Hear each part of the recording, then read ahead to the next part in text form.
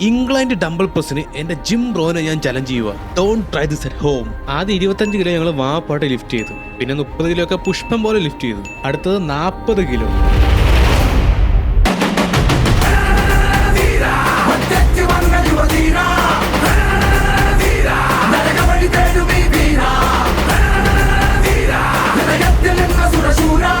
അവൻ 2 റെപ്പ് അടിച്ചതുകൊണ്ട് ഞാനും 2 റെപ്പ് തന്നെ അടിക്കണം.